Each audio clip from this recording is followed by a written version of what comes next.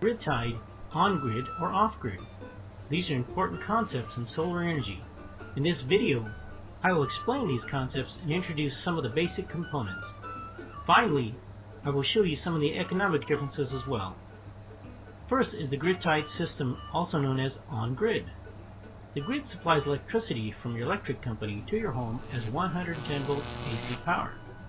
To get solar power into your grid-connected home, you would need solar panels installed on the roof of your home and utilize a grid-tie inverter. A grid-tie inverter takes the DC current, which your solar panel generates, and converts it to AC current, which can be used in your home. This is one of the cheapest and most efficient ways to power your home with solar. The other option uses a system called Maximum Power Point Tracking, also known as MPPT. This system uses more elements than the system seen before.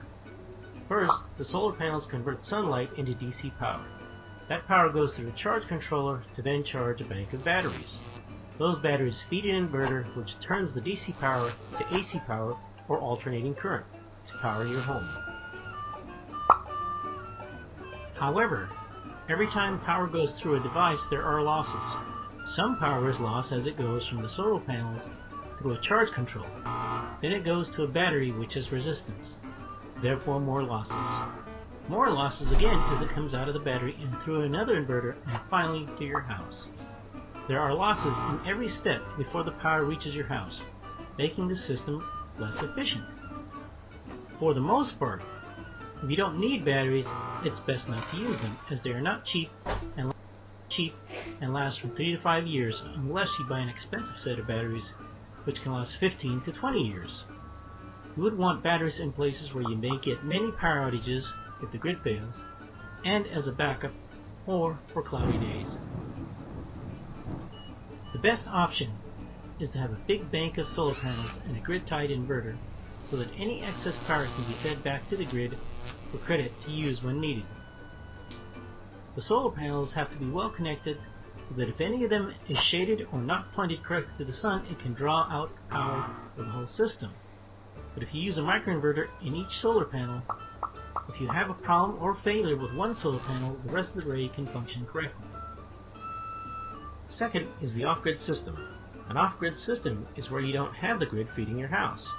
Generally speaking, if you have a farm or a vacation home deep in the woods or up on a mountain, it will cost a good amount of money to bring the grid to your home. It will be far more cost efficient to power your home using a solar system. With an off-grid system, you need to be careful as you want to power your home with solar as efficiently as possible. You need to carefully calculate what your power requirements are because there is no grid to fall back on. Without the grid, you need to fully understand and calculate the power requirements for your heating, cooking, and entertainment needs, while trying to make them run as efficiently as possible. Being more efficient in your home will save you money 3 times over. The reason for this is because any extra power you need has to be accounted for by using additional panels, potentially a bigger inverter or charge controller, and then a larger battery bank. It is much more economical to make your home run more efficiently than to spend extra money in 3 extra places to provide the necessary power for your home. An off-grid system can potentially run far more efficiently, as most grid-connected systems have to make accommodations for electrical appliances running off 220 volts, in addition to losing efficiency when going through charge controllers, batteries, and inverters. In your off-grid system, it's best to have the solar panels bringing power through your charge controller. This is essential because you need to control the amount of charge that goes into your battery bank. An MPPT charge controller makes the collection of power from your solar panels much more efficient.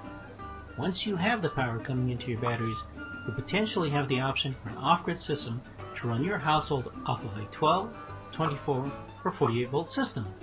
If you have a 12 volt system, you can potentially power your lighting directly from it. This will be no more inverting, making a far more efficient use of the power coming from your battery bank. Of course, you may have to introduce an inverter so that you can partially run some things off of 12 volts, as well as some appliances or entertainment systems which need 110 or 220 volts. So there you have it, on-grid versus off-grid.